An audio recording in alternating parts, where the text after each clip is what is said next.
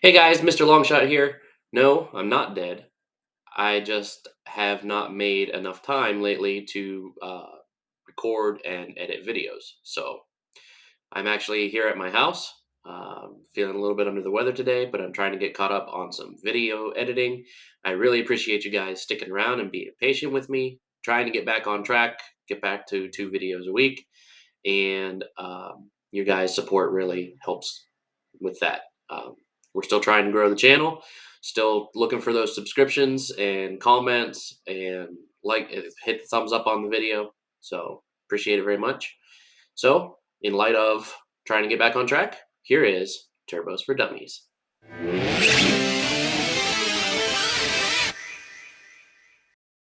Welcome back to the shop, guys. Mr. Longshot here. Today we're talking all about turbos. Welcome back to the shop, guys. Mr. Longshot here. Welcome to the garage. Today we're talking all about turbos in my video titled Turbos for Dummies. That's in no way meant to be insulting to anybody. Just some people have approached me recently and said, you know what, I'm really interested in watching your content, but you're kind of glossing over some of the basic stuff that I don't really know about, and one of those was turbos. Actually, Bill from Edge of Eternity, he said, I've never seen a turbo before, I've never seen the inside of one, I don't know how they work. So that kind of inspired me to make this video. We're going to go over a couple different kinds of turbos, what they do, kind of just an overview, and how you control them, and so on and so forth, and then a couple of footnotes at the end. So stay tuned.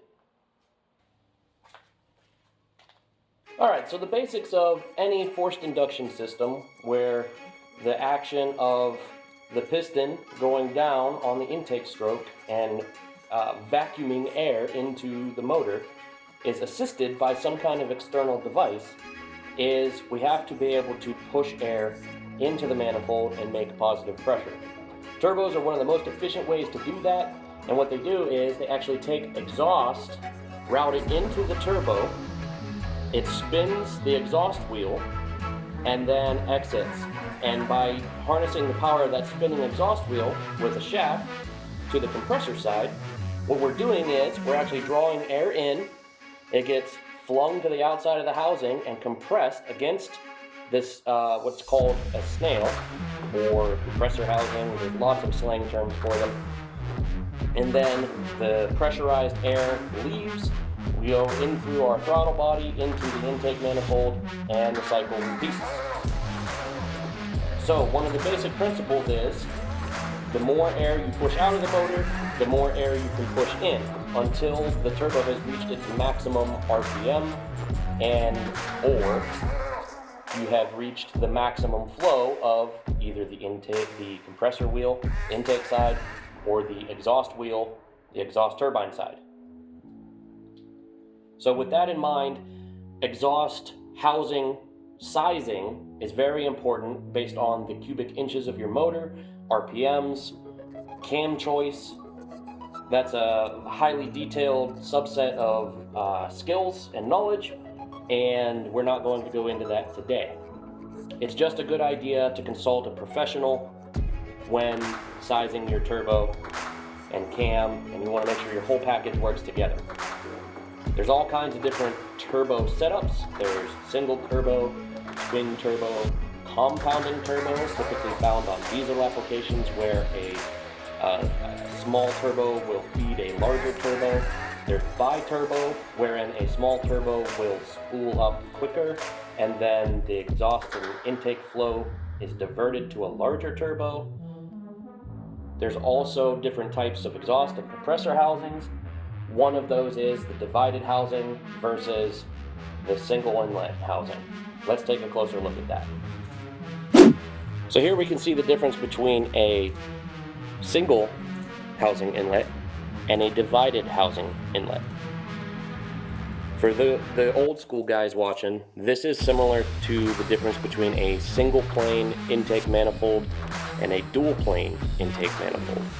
Essentially what you're doing is you are keeping the exhaust divided between separate cylinders of the motor, and then this works everywhere from 2 cylinders all the way up to 16 cylinders. The idea is that exhaust leaves the motor in pulses, right? So we take those pulses and we offset them. Now, if you have a single inlet, they just all merge into one stream. If you have a divided inlet, you can take advantage of offset exhaust pulses so that you're constantly pushing on the exhaust wheel of the turbo. This is another subset of turbo knowledge that is pretty complex, and that would be a whole nother video unto itself.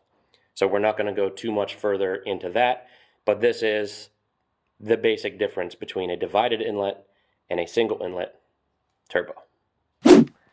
Another aspect of turbo sizing is if you have a single mount turbo or a twin mount turbo, you're going to have very different size requirements, both on the exhaust side and the compressor side, for your individual application.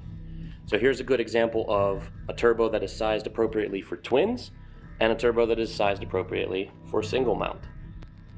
Another important note is, unless you're only using your car in a racing application, the inlet blade is spinning at very, very high RPM, and the leading edge of that blade is rather delicate.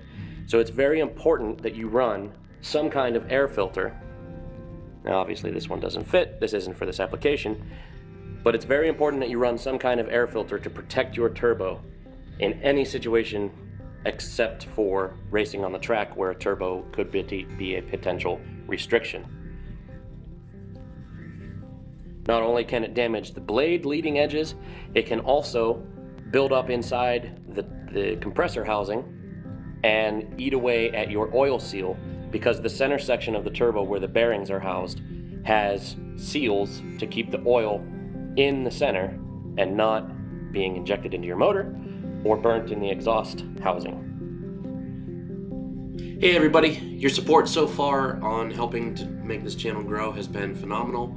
I just wanted to remind everybody to please share the links to any videos that you find interesting on all of your social media outlets. We're trying to break into the algorithm and get suggested to people who aren't actually on my friends list already. We've got a couple of videos with some decent viewership. I'm looking to try and push all throughout the last of the month of March and into April, and we're really trying to get another 100 subscribers, and I'm going to try really hard to put out 2 videos every week. And I really need lots of thumbs up, comments, any kind of activity you guys can put on the channel. And also, I just launched a Patreon for the YouTube channel. Anything that you guys want to put into the hat as far as funding to help me with projects and stuff like that, it's all going to go right back into YouTube videos. I just invested in a new webcam. That's what I'm talking to you through now. I've got some better microphones and stuff on the way. So I'm hoping that some of you will be interested in supporting the channel. And so the link to the Patreon will be down below. It'll be in every video after this. Really appreciate you guys, and hopefully for the rest of spring we can continue to make this channel grow. So thanks a lot. We also have another subset of turbos that are pretty application specific, and that is the variable geometry turbo. Now these have vanes in the exhaust housing that allow the effective size of the turbine housing to be changed on the fly by the engine's computer. You find these in diesel trucks quite a bit, and to a lesser extent some OEM gasoline applications. Almost all of your aftermarket turbo setups are not going to be variable geometry. They're going to be fixed geometry. Using this as a cutaway, we can see how the inlet or compressor turbine wheel is shaped. As it spins, it scoops up air and then it flings it out to the side. And as it goes out to the side, it slams up against this smooth surface on the compressor housing, and it becomes compressed. And then it vents out through the edge and into what's commonly referred to as the snail, otherwise known as a compressor housing, and then out to the engine.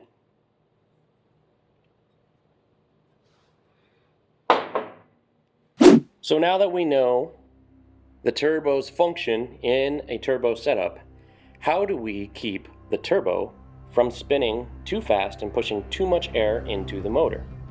Well, we use one of these. This is commonly called a wastegate, and it is a valve that plumbs in to the exhaust system between the cylinder head and the turbo exhaust inlet. This is typically referenced with manifold pressure. There's a fixed rate spring in here and a diaphragm, and on top of that is a air chamber, and below it is an air chamber.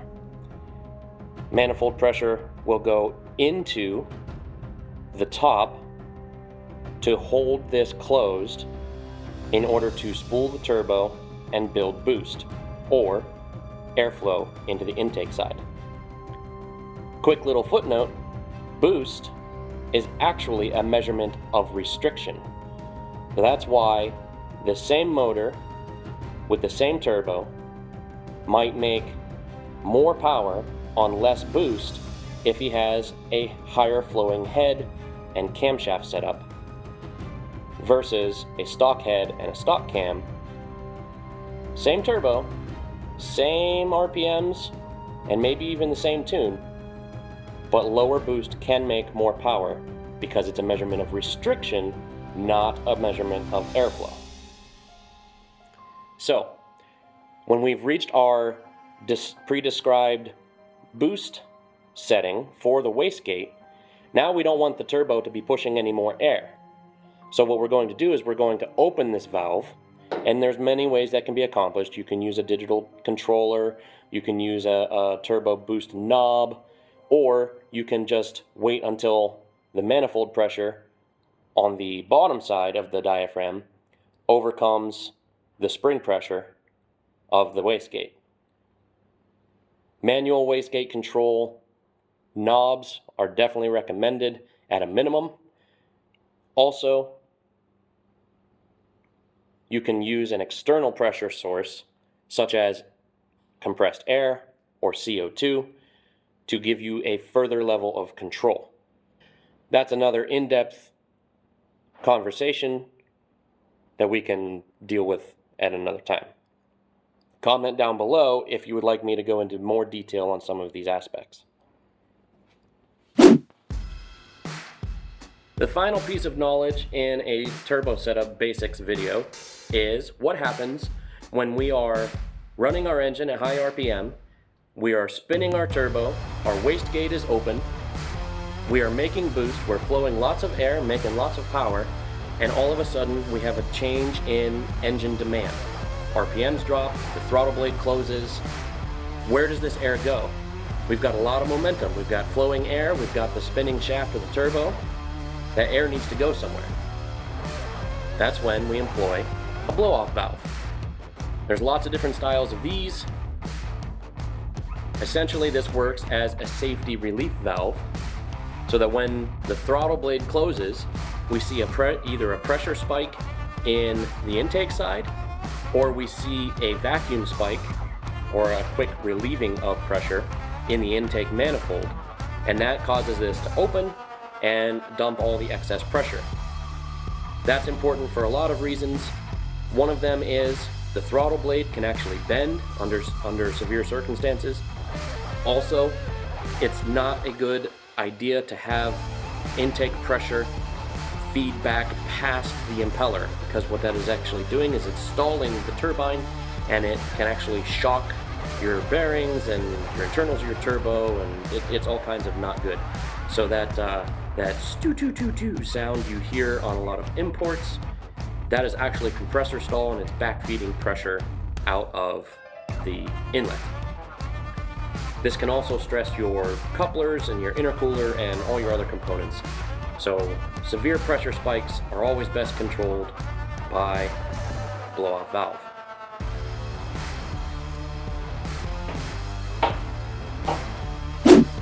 One final footnote to talk about is the differences between turbos and a centrifugal style supercharger. It looks like a turbo on the front, but on the back we have a gear drive, usually powered by a belt. What this is this is a direct link to the engine RPM. It's driven off of the crankshaft. Some are direct drive, some are driven by a belt. In all cases, it is a direct mechanical drive on the backside instead of an exhaust housing. One of the reasons why turbos are so predominant in motorsports is because they harness the escaping energy of the exhaust, which is nearly free energy, and they use that to turn the shaft and compressor side of the turbo. One of the downfalls of a turbo is you have to pick a turbine size that is a good balance between spooling up, accelerating the turbo, and maximum airflow, both on the exhaust side and the intake side. So, one of the trade-offs is it's not going to be perfectly sized at a lot of RPM. You can get around that by direct driving a centrifugal supercharger. The idea is, as the engine RPM increases, this is directly linked. As long as you have no belt slippage, this will accelerate the compressor side with no turbo lag, and you size your compressor where you want your maximum power to be. This torque storm unit is a good example of a centrifugal supercharger. In conjunction with the centrifugal supercharger, they also run a bypass valve. This is similar to a blow-off valve, but it is designed to be open under low throttle, high manifold vacuum situations, such as idle and cruising. This does a couple of things. Number one, this allows excess air being generated by the supercharger to bypass your engine and either be recirculated into the intake tract or vented to atmosphere. And this allows you to retain some of your cruising fuel efficiency. Another thing this does is, just like compressor stalls and surging on a turbo when the blow-off valve is closed, this allows bypass air to help keep from stalling and surging your supercharger. Another thing to note is that compressing air causes heat to build up. So we need some way to help cool the air back down. That is typically accomplished with an air-to-air intercooler.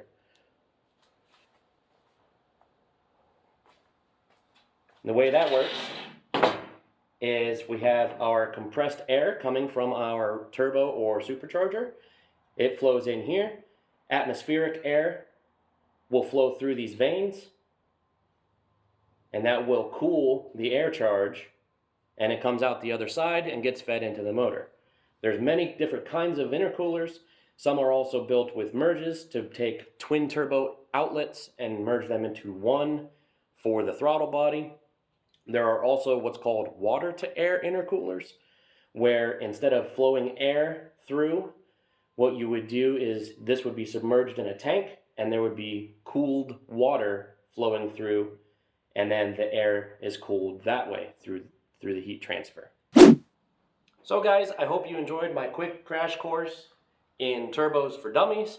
If you have any further questions, or you would like me to go deeper into any of the subjects I discussed, or talk about other types of forced induction, or talk about nitrous, or any of that stuff, go ahead and let me know down in the comment section below.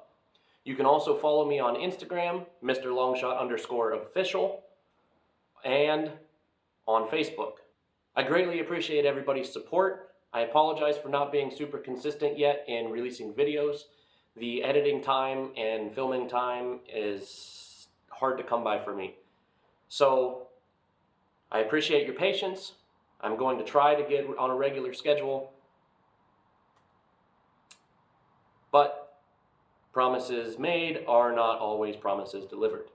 So please like, comment, subscribe, and share the link to the channel and these videos around. Every little bit helps a lot. I'm still trying to grow the channel. We're trying to reach 1,000 subscribers. And again, let me know if you want to see a particular type of comment. And again, let me know if you want to see a particular type of content on my channel, if you want me to make a certain kind of video.